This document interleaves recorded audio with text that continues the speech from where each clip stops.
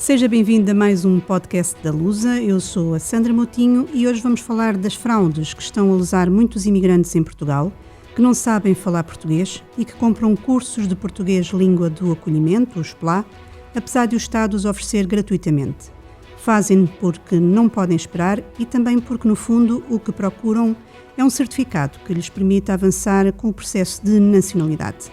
A minha convidada é Luz Pessoa e Costa, é a diretora do Departamento de Formação Profissional do Instituto de Emprego e Formação Profissional, o maior centro de formação em Portugal, que também promove estes cursos de PLA, gratuitamente, embora não em quantidade que acompanha a procura. Lusa Extra, um podcast da agência Lusa. Confirma este aumento da procura dos cursos de português língua do acolhimento, o SPLA, por imigrantes e o seu interesse nos certificados com vista à obtenção da nacionalidade portuguesa? Primeiro que nada, muito obrigada pelo convite. Só recentrar aqui duas pequenas coisas. Nós, IFP, não somos o maior centro, nós temos uma rede de centros espalhadas pelo país, somos o maior operador de formação profissional em Portugal, porque somos o Serviço Público de Emprego e Formação e, portanto, é através dos nossos centros de gestão direta e de gestão protocolar, que fazem parte desta rede de centros, que nós disseminamos e implementamos as políticas públicas de formação por todo o país. Oferecem a maior resposta, portanto. A maior resposta, exatamente. Quer para empregados, mas sobretudo para pessoas em situação de desemprego. Depois só dizer também o seguinte, relativamente às fraudes propriamente, não somos nós que as investigamos, como deve calcular, não é? Portanto, só para situar aqui. Agora, efetivamente, respondendo àquilo que me perguntou, há um aumento grande da procura de português, língua de acolhimento, o que acaba por acompanhar também o aumento do número de imigrantes que nos últimos anos Portugal acolheu. Desde sempre que nós tivemos picos de procura que acompanham, agora chama-se português língua de acolhimento, no passado já se chamou, nos inícios dos inícios chamou-se Portugal Acolhe, depois passou a ser português para todos, o PTT, que vigorou durante muitos anos, agora o PLA. Portanto, a procura por parte dos imigrantes de formação em língua portuguesa tem acompanhado os picos de imigração. Eu recordo-me que no princípio do milénio nós tivemos ali uma procura muito grande do Portugal Acolhe por imigrantes russos, imigrantes ucranianos na altura. Depois, quando tivemos a guerra na Ucrânia, por exemplo, tivemos também um pico exponencial de procura de português língua de acolhimento por causa dos refugiados ucranianos e agora, por força deste boom dos últimos anos, temos também procura. E, portanto, aquilo que nós vamos fazendo através dos nossos centros é tentar dar resposta às pessoas. Nós temos procura, quer por parte de pessoas que pretendem a sua legalização, não é? E, portanto, um dos requisitos é o domínio da língua portuguesa, evidenciar que tem um domínio mínimo da língua portuguesa e um certificado PLA é uma das formas de o fazerem, mas também temos aqueles imigrantes que até já estando legalizados em Portugal procuram para a sua atividade profissional e para conseguirem mudar de emprego ou melhorar a capacidade de comunicação com futuros empregadores. Portanto, temos de facto uma procura grande, sobretudo nos últimos 2-3 anos tem aumentado. E como é que a resposta tem acompanhado esta procura? Porque vários imigrantes com quem falei, uma das razões para recorrerem a outras soluções, nem todas fraudulentas, note-se, mas sim, algumas, claro. Efetivamente, com um final menos feliz, alegam precisamente isso, porque o tempo de espera é muito grande. Efetivamente, nós temos aqui duas situações que, por vezes, comprometem a nossa capacidade de resposta, que é grande da parte do Instituto, mas temos aqui dois constrangimentos que nos levam às vezes a retardar e a não conseguir ser tão ágeis como desejaríamos e como somos noutro tipo de formações.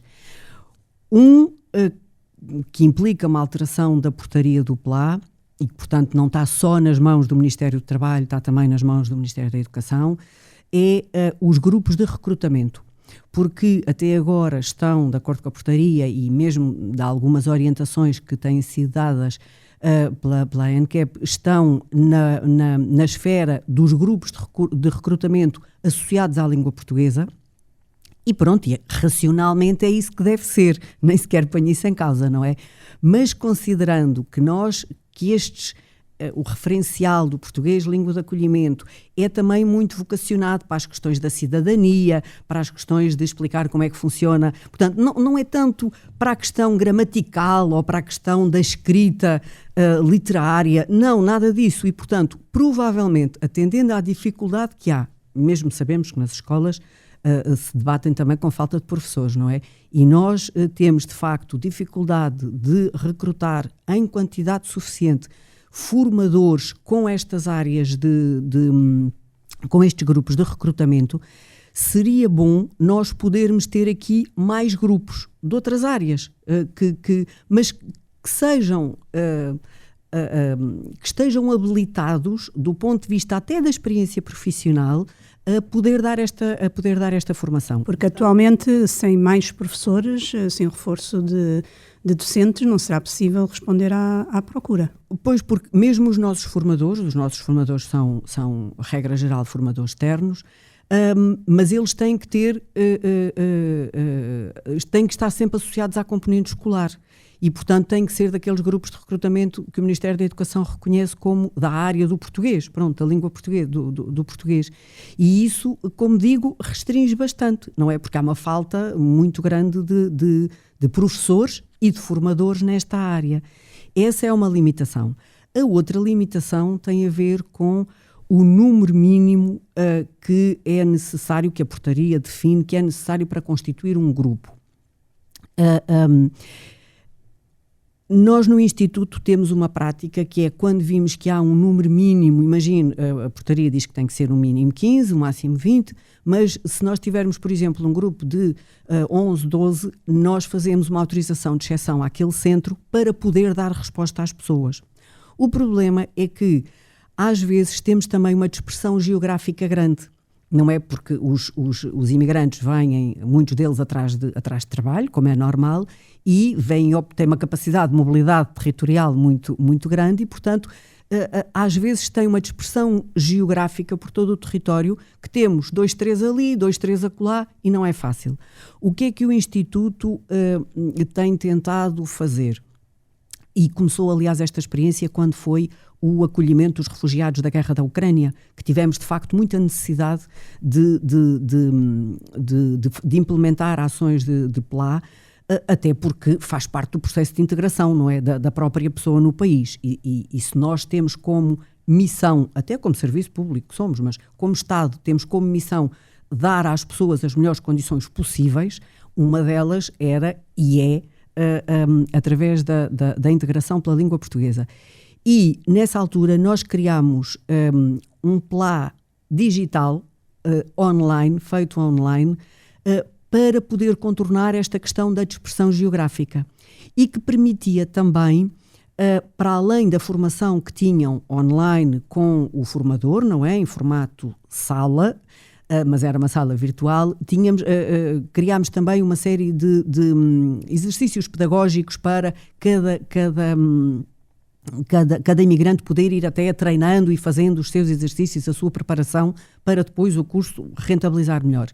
E, de facto, é um instrumento que temos que utilizar às vezes para conseguir dar estas respostas exatamente por causa da dispersão geográfica.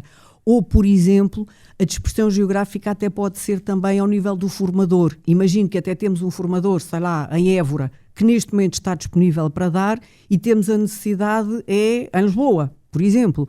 Então, se a formação for online, é mais fácil conseguir dar essa resposta. Agora, se me perguntar, é a solução ideal?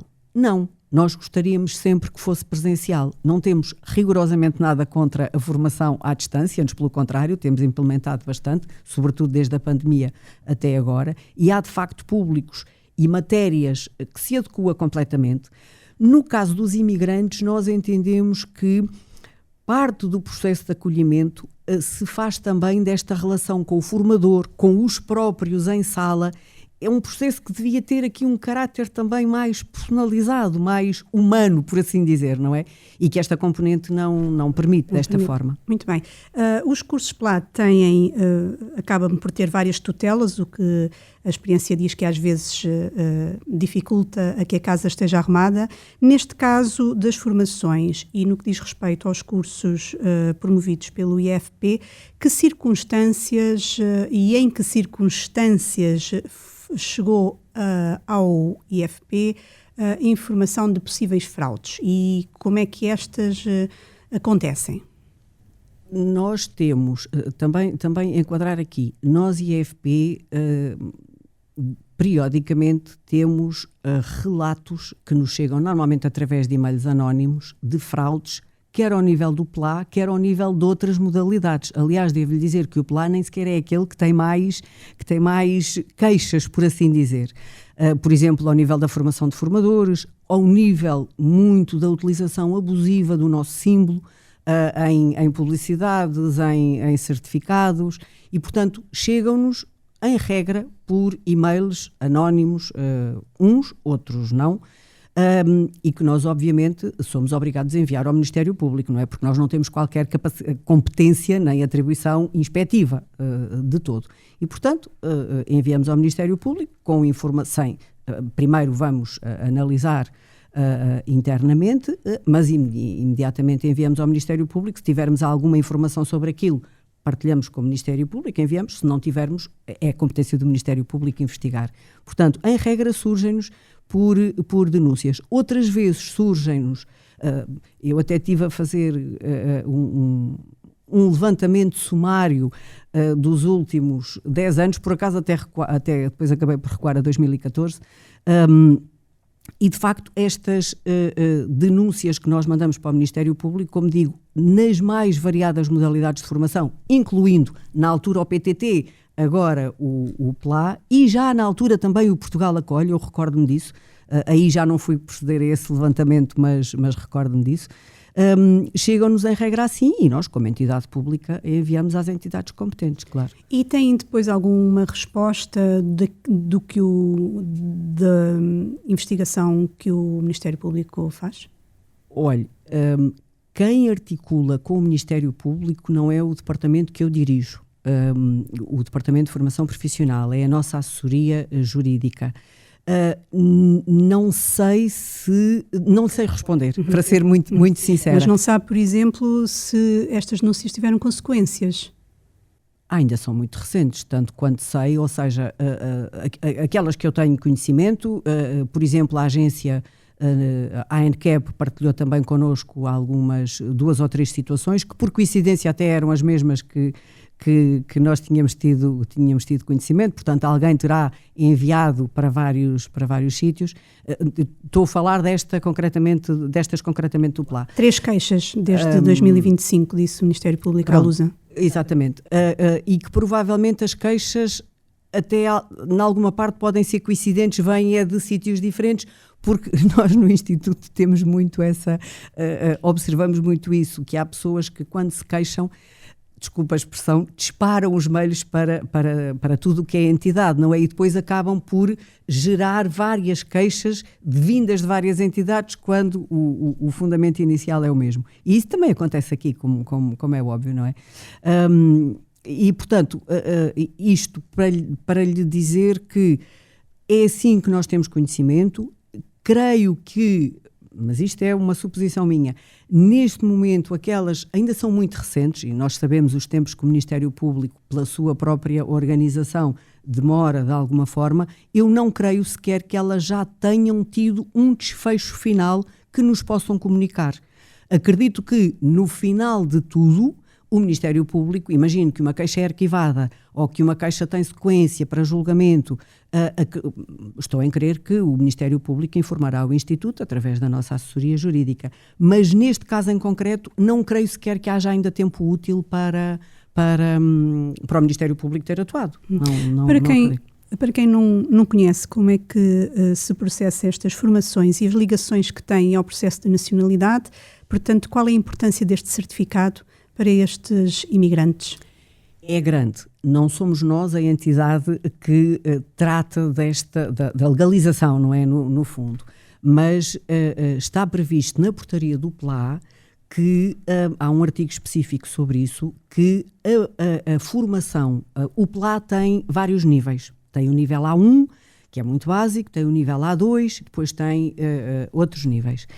O nível A2, que é aquele já um bocadinho mais complexo, mais consistente, mais robusto, está previsto na portaria do PLA que dê acesso, ou seja, que sirva de documento comprovativo em como tem o domínio da língua portuguesa suficiente para poder cumprir lá os requisitos que estão definidos na legislação atinente à questão da nacionalidade.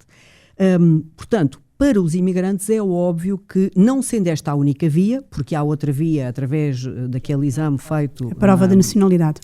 Exatamente. Que com este certificado ficam dispensados desse exame, exatamente porque a lei reconhece a validade das duas formas, ou uma ou outra.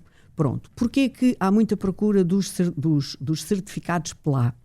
Porque são gratuitos, não é? Nós, Instituto Público, não cobramos qualquer montante por qualquer uma das nossas formações, seja ela PLA, seja outra qualquer.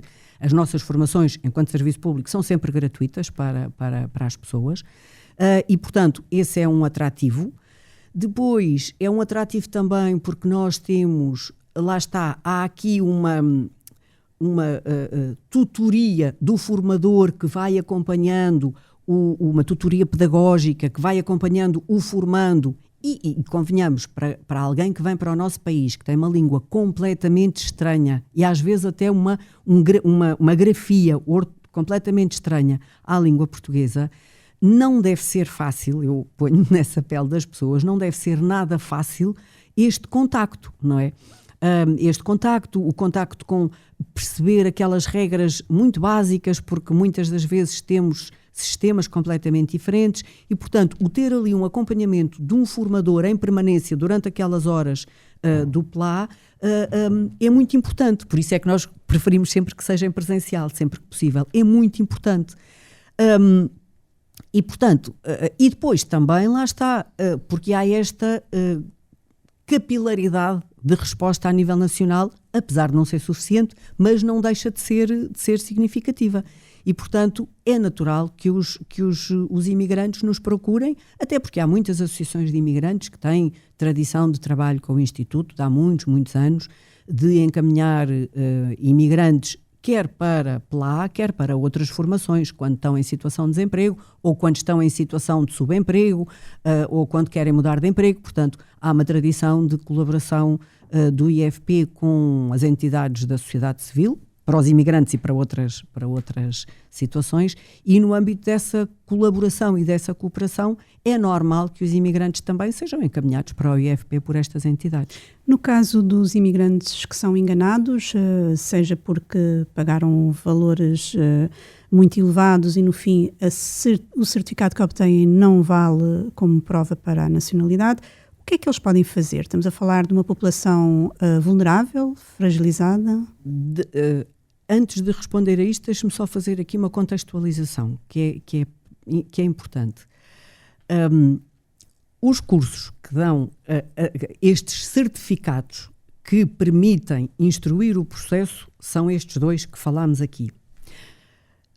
Acontece que há no mercado cursos que são oferecidos por entidades, pronto, é a dinâmica do mercado, que dizem que são cursos de língua portuguesa, e eu acredito que sejam, não é? Nem sequer ponho isso em causa, mas que efetivamente o certificado que emitem não é um certificado PLA, porque são entidades que não o podem dar, nem porque a portaria não as identifica como passíveis de darem PLA, nem podem fazer a tal prova de nacionalidade. Agora, há aqui duas questões que eu acho que é importante distinguirmos. Uma é, estes cursos podem contribuir, no caso do exame para a nacionalidade, podem contribuir efetivamente, se forem dados e bem dados e os formandos tiverem aproveitamento, podem contribuir para o formando se propor ao exame e fazer o exame, certo? Não ponho isso em dúvida. E isso aí, assim como digo, é uma questão do mercado a regular. Agora, o que é, de facto, eticamente reprovável, pode até não ser criminalmente apontável, mas que é eticamente reprovável, é os casos onde há aproveitamento do desconhecimento, lá está aquilo que falávamos há pouco, do desconhecimento da língua portuguesa, destas nuances, se é PLA, português, língua de acolhimento, se é língua portuguesa para imigrantes, se é língua... Percebe? Há aqui às vezes alguns trocadilhos que levam a alguma confusão das pessoas que estão cá há relativamente pouco tempo e desconhecem estes mecanismos legais. E não têm forma de distingui-los, não é? Os sérios dos menos sérios. Dificilmente, a não ser de facto aqui... Olhe, se forem ao Instituto e procurarem os nossos serviços para podermos dar algum aconselhamento e até encaminhar logo para um curso PLA ou até junto destas associações de apoio aos imigrantes, portanto, ou junto das escolas, obviamente, não é? Que o Ministério da Educação tem também aqui um papel. Portanto, é muito pela informação, pela procura de se informarem. Em relação a essas associações que referiu, e eu também as ouvi, algumas, o que dizem é que isto está a ser um grande negócio. E que é difícil de controlar porque os imigrantes não sabem como escolher, no fundo, aquilo que é sério do que não é. A este propósito, e já que abordou esse assunto, que conselho dava a estes imigrantes que precisam destes cursos, seja para o seu dia-a-dia, como também para terem o processo de nacionalidade concluído, o que é que lhes aconselha? Olha, procurarem o IFP. Porque nós, nem que seja digitalmente, nós tentamos sempre dar uma resposta e se conseguirmos ter, quanto mais grupos tivermos, mais capacidade de resposta temos para dar. E nós tivemos aqui assim também uma reorientação estratégica daquilo que é a nossa atividade. Já em 2025, meados de 2025 tivemos, e agora em 2026 também, porque estamos a priorizar mais formações mais para a empregabilidade, por exemplo, os cursos de especialização tecnológica ou a aprendizagem mais, mas também cursos desta natureza. E, portanto, nós temos alguns formadores que até inicialmente estariam alocados a cursos de outra natureza e que são destas áreas, que podem dar PLA e que, por força desta reorientação estratégica que o Instituto fez na sua atividade, podem agora vir dar resposta. Portanto, aquilo que eu sugiro é procurem os centros de emprego e formação, porque nós tentamos sempre dar uma resposta. Pode não ser tão ágil, mas tentamos sempre dar uma resposta. E há alguma orientação nesse sentido para os profissionais que estão nesses centros e que são a primeira linha de contacto com estes imigrantes que os procuram? Sim. Quer ao nível dos nossos centros de emprego, quer ao nível dos serviços de formação, quer ao nível dos centros Qualifica, que é uma valência que nós temos dentro de cada centro. Portanto, tem de facto orientações para a questão da imigração, não é? E neste momento é uma questão urgente. Aliás, devo-lhe dizer que, ainda no outro dia saiu uma notícia, o atendimento aos imigrantes é de facto uma prioridade para nós, até porque a integração dos imigrantes no mercado de trabalho é uma necessidade. É uma necessidade, não queiramos tapar o sol com a peneira. Nós precisamos dos imigrantes e os imigrantes precisam de nós, obviamente, não é? Mas o nosso mercado de trabalho precisa da mão de obra que advém da imigração. E, portanto, termos os imigrantes legalizados, que possam ter formação, aliás, não é por acaso que o Instituto, desde a primeira hora, subscreveu o protocolo para a imigração regulada e fazemos parte do grupo inicial de trabalho e devo dizer que eu todos os dias recebo e-mails, porque vêm em CC, nesses e-mails, no âmbito da imigração regulada, de empresas que estão a recrutar ao abrigo da imigração regulada e, no caso de serem trabalhadores de línguas que não portuguesas, ou, por exemplo, às vezes, se são de língua espanhola, ou as entidades entendem que não há necessidade, mas às vezes são de outras nacionalidades, faz parte do plano de formação terem português língua de acolhimento. Portanto, é de facto uma prioridade para o Instituto e os centros têm muito essa orientação. Nós agradecemos e fica aqui o compromisso da Lusa a continuar a acompanhar este caso. Muito obrigada. Nós também agradecemos muito a vossa atenção. Obrigada. Uma produção da agência Lusa disponível em lusa.pt e nas plataformas de podcast.